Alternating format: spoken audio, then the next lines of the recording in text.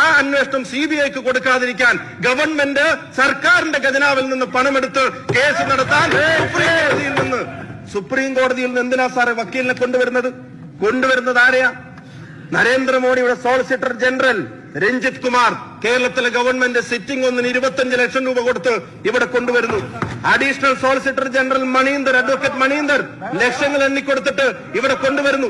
1 കോടിയോളം രൂപ, 88 ലക്ഷത്തോളം രൂപ ഈ ചെറുപ്പക്കാരനെ കൊന്ന കേസിലെ പ്രതികളെ പിടിക്കാൻ CBIയുടെ അന്വേഷണം വേണമെന്ന് കോടതിക്ക് തോന്നിയിട്ട് കോടതി ഉത്തരവിടുമ്പോ അതിനെതിരെ അപ്പീൽ കൊടുക്കാൻ ഈ ലക്ഷങ്ങൾ എണ്ണിക്കൊടുത്തത്, കോടികൾ എണ്ണിക്കൊടുത്തത് AKG സെന്ററിൽ നിന്നല്ല സാർ.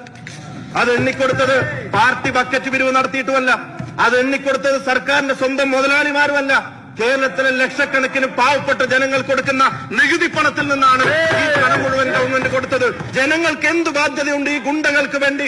പാർട്ടിക്ക് പോലും പങ്കില്ലെന്ന് നിങ്ങൾ പറയുന്ന ഈ ഗുണ്ടകൾക്ക് വേണ്ടി, പ്രതികൾക്ക് വേണ്ടി കേസ് നടത്തേണ്ട എന്ത് ബാധ്യത ജനങ്ങളുടെ ഖജനാവിനുണ്ട്, നികുതി പണത്തിനുണ്ട്? ഗവൺമെന്റ് വ്യക്തമാക്കണം.